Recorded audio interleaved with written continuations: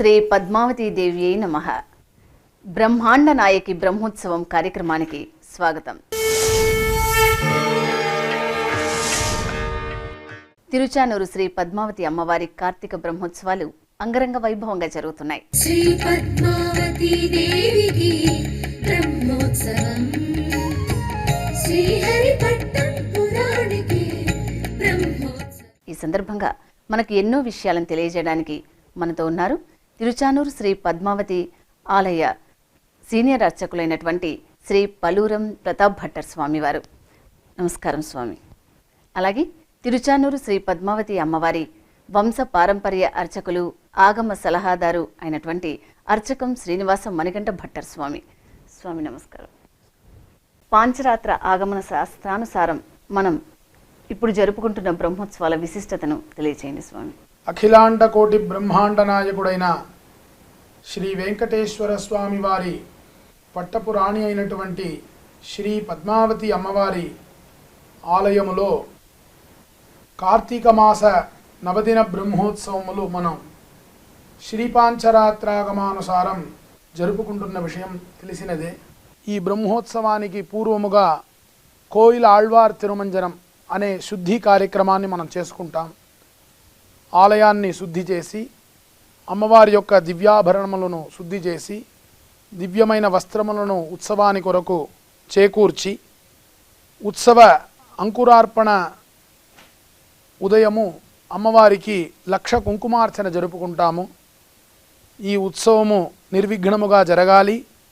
మరియు ఆ రోజు సాయంత్రం సకల మంగళద్రవ్యములను అమ్మవారి ఆలయ ప్రదక్షిణ పురస్సరముగా రాజోపచార లాంఛనములతో ధ్వజస్తంభాన్ని చేరుకొని అక్కడ అమ్మవారికి నమస్కరించి విశ్వక్సేనుల యొక్క అనుజ్ఞ తీసుకొని భగవద్ రామానుజుల యొక్క అనుజ్ఞాపూర్వకముగా ముందుగా మన గర్భాలయంలో వేంచేసి ఉన్న భోగ శ్రీనివాసమూర్తికి అర్ఘ్యాద్యుపచారములు, శ్రీ పద్మావతి అమ్మవారు మూలమూర్తి ఉత్సవమూర్తులకు అర్ఘ్యాద్యుపచారములు సమర్పించి నారికేళ ఫలములు నైవేద్యము మంగళ నీరాజనము అనంతరము పద్మావతి అమ్మవారిని స్వామివారిని ఈ యొక్క మహోత్సవము లోకక్షేమార్థం చేస్తున్నాము.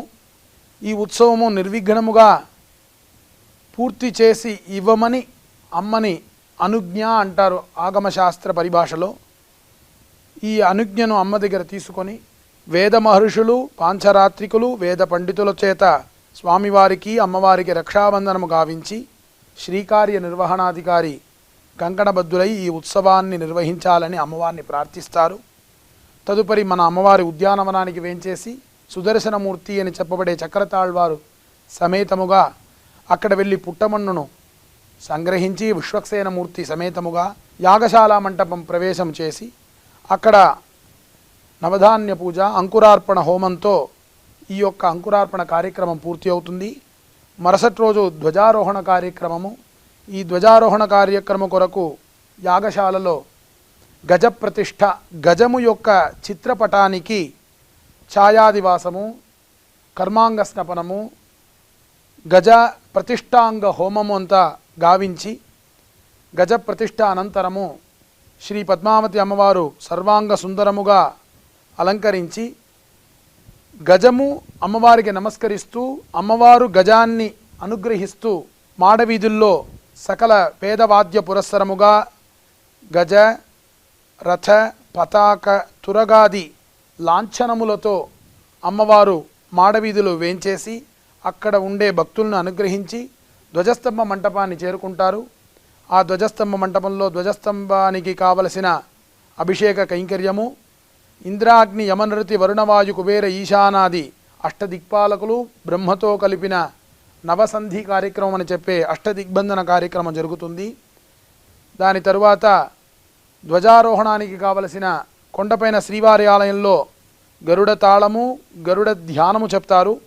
మన అమ్మవారి ఆలయంలో విశేషముగా గజ ధ్యానము, గజ మంగళాష్టకము, గరుడ తాళం చెప్పి గజపటాన్ని ధ్వజస్తంభానికి అధిరోహిస్తారు. ఈ ధ్వజస్తంభానికి అధిరోహించవలసిన పరమార్థం ఏమిటంటే భూహు భువహ సువహ ఈ 3 లోకాల్లో ఉండే సకల దేవతలు అమ్మవారి యొక్క సేవనార్థం సంరక్షణార్థం వచ్చి ఉండి ఈ ఉత్సవాల్ని నిర్వహించాలి, సకల దేవతలను పిలుస్తారన్నమాట. దాని తర్వాత భేరీతాడనం అని చెప్పే కార్యక్రమం జరుగుతుంది. ఈ భేరీతాడనం తర్వాత అమ్మవారికి ప్రతిరోజు ఈ 9 రోజుల్లో మధ్యాహ్నంలో నవకలశ స్నపన తిరుమంజనం ఉంటుంది. ఉదయము సాయంత్రము అమ్మవారికి వాహన సేవలు జరుగుతుంది. ఈ మహోత్సవం చివరిలో అవబృఛ స్నానం అని చెప్పబడే చక్రస్నానం అతి విశేషమైన ఉత్సవము. ఈ చక్రస్నానము సాయంత్రం ధ్వజ అవరోహణ కార్యక్రమం జరుగుతుంది.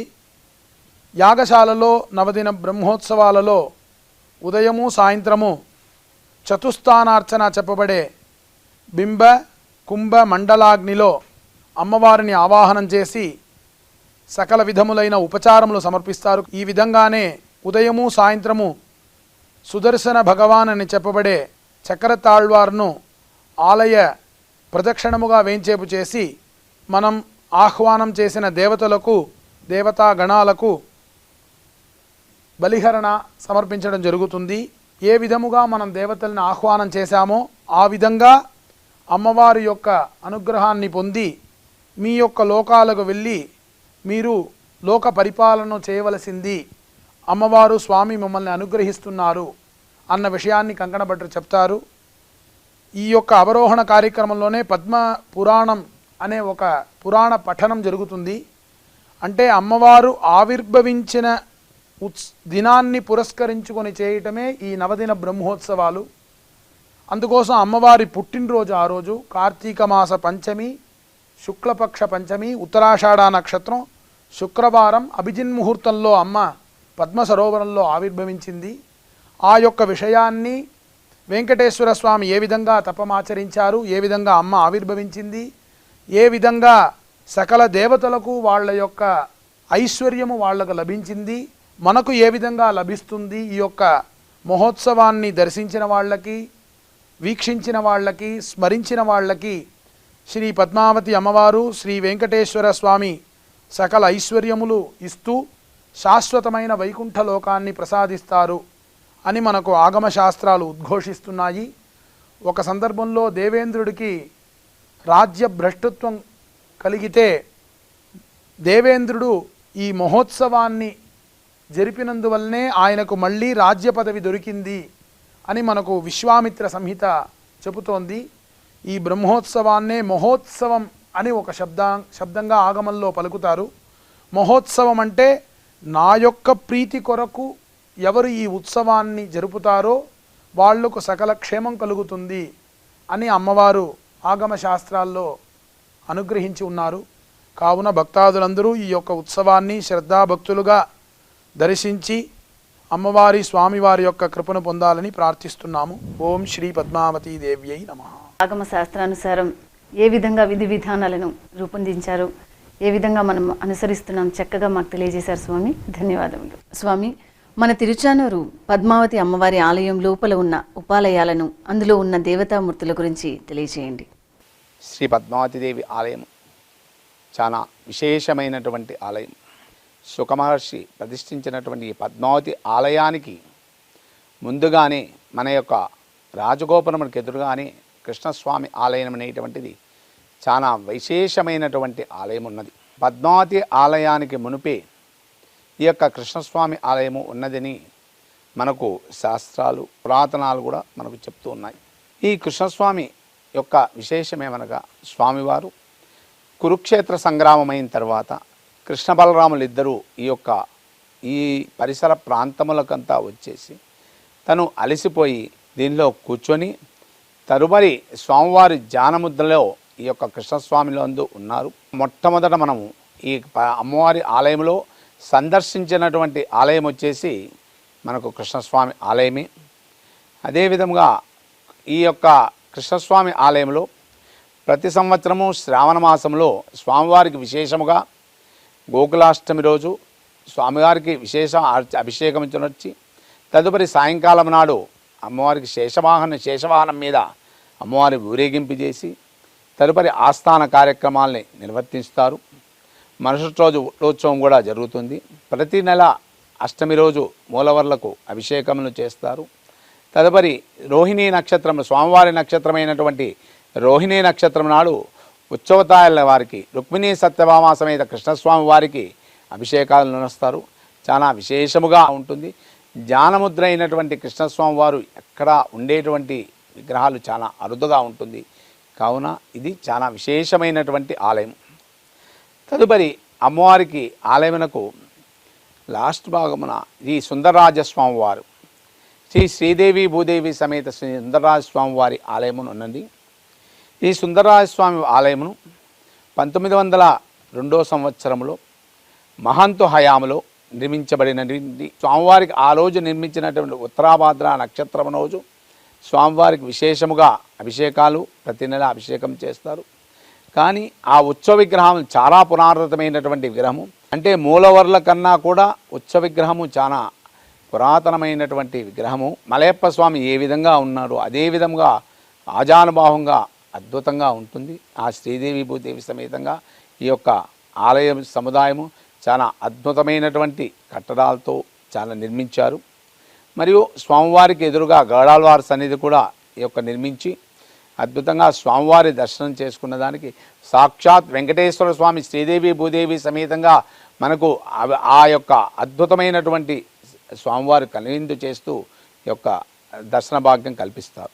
అమ్మవారి ఆలయంలో విశేషముగా మూలస్థానము, ఉత్సవబేరము మరియు వెంకటేశ్వర స్వామి మన సేనవైరము, కౌతుక బేరం అనేటువంటి బేరాల్లో అమ్మవారు ఉండి, ముఖ్యంగా ఈ యొక్క బేరాల్లో స్వామివారి వెంకటేశ్వర స్వామి కళ్యాణోత్సవానికి ఉపయోగిస్తారు.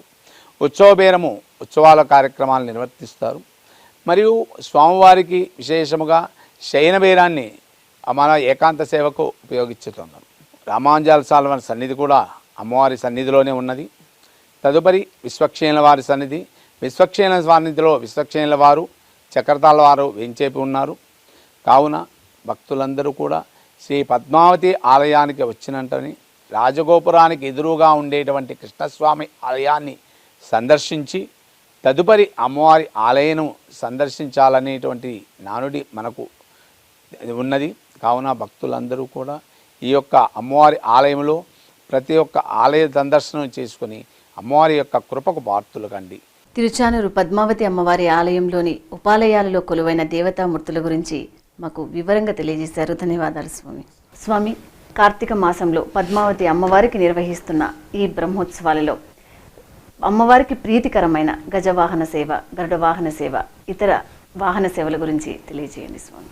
మనకు పాంచరాత్ర భగవత్ శాస్త్రములో ఏ ఏ ఉత్సవాలు ఏ ఏ మాసములో ఏ విధముగా నిర్వర్తించాలి అని మనకు చెప్పబడి ఉన్నాయి.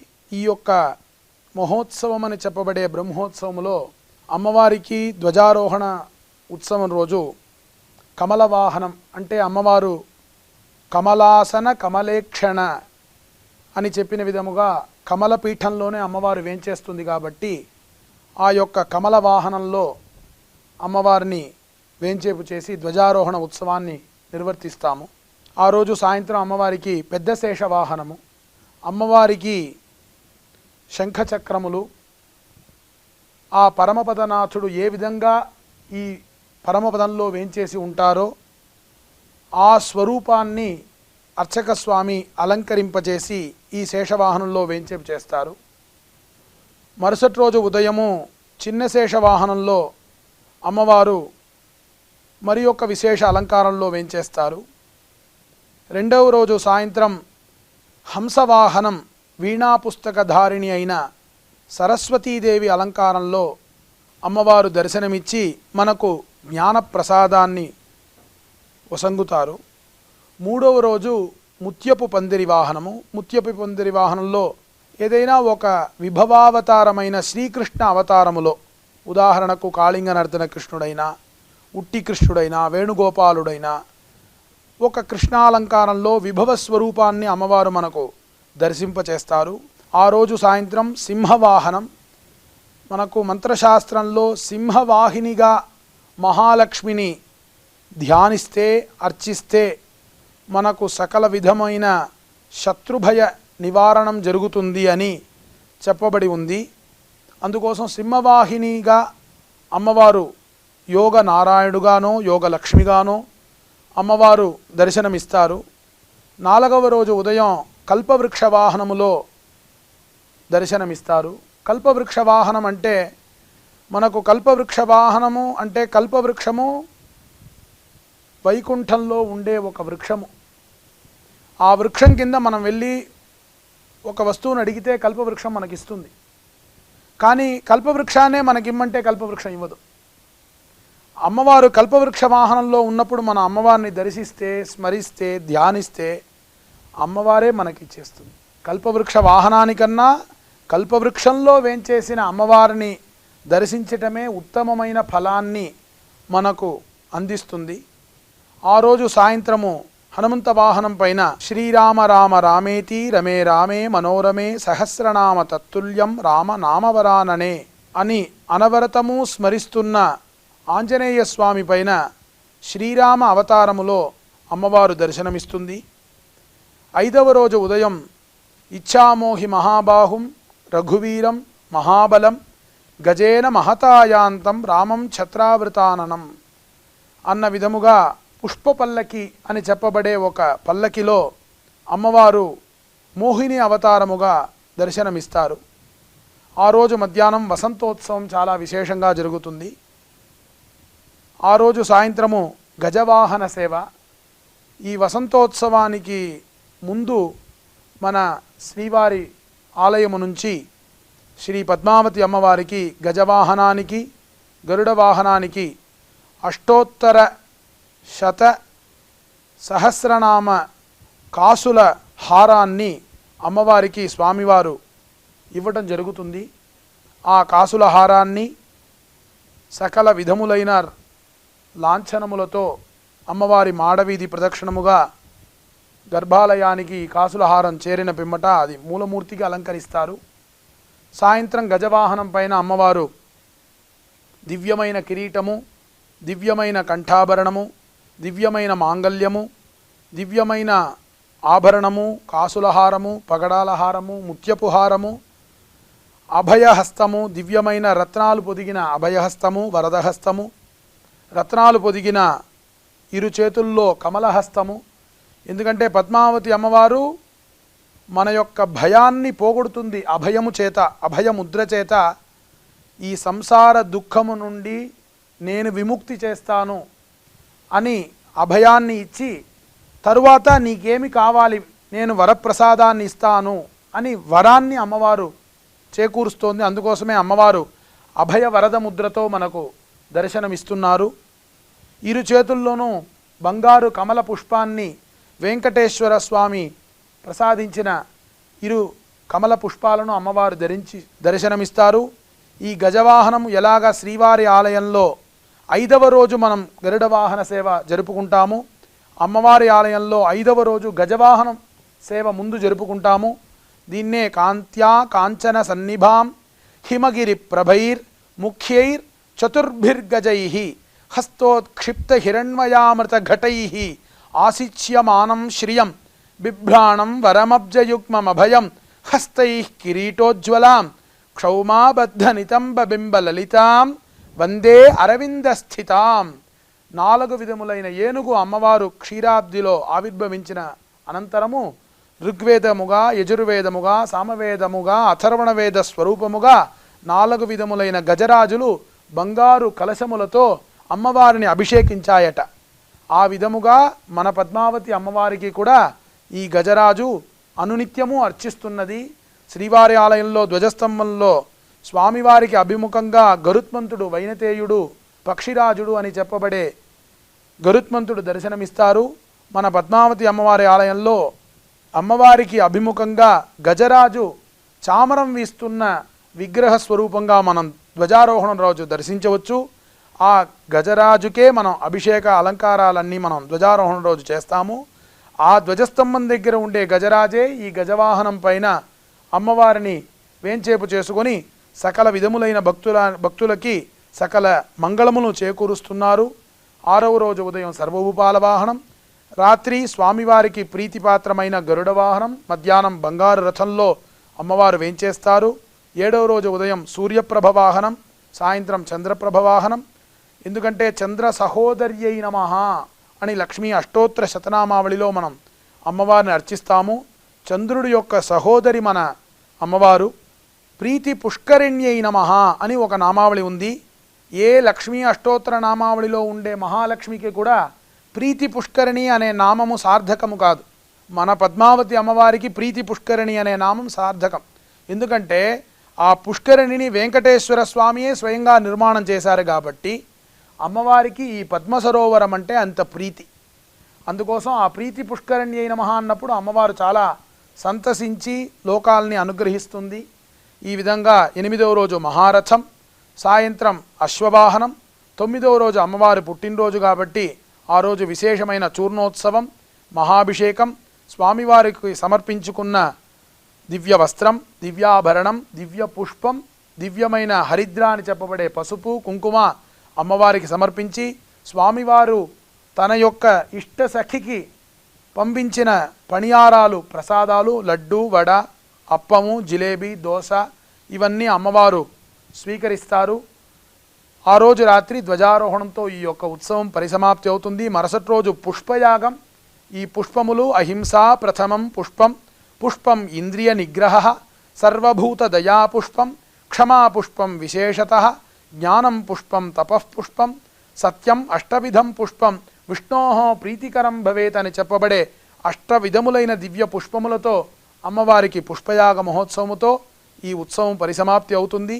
కావున భక్తాదులందరూ ఈ యొక్క మహోత్సవాన్ని అమ్మవారిని స్వామిని దర్శించి అమ్మవారు స్వామి అనుగ్రహానికి పాత్రభూతులవ్వారని ప్రార్థిస్తున్నాము. తిరుచానూరు శ్రీ పద్మావతి అమ్మవారి కార్తీక బ్రహ్మోత్సవాలు అంగరంగ వైభవంగా జరుగుతున్న సందర్భంగా ఎన్నో విషయాలను మనకు తెలియజేసిన వీరికి శ్రీ వెంకటేశ్వర భక్తి ఛానల్ తరపున ధన్యవాదాలు తెలియజేసుకుంటున్నాం. బ్రహ్మాండ నాయకి బ్రహ్మోత్సవం కార్యక్రమాన్ని వీక్షించాం కదా. ఆ తిరుచానూరు పద్మావతి అమ్మవారి ఆశీస్సుమాలు మనందరిపై ఉండాలని కోరుకుంటూ ఓం నమో వెంకటేశాయ.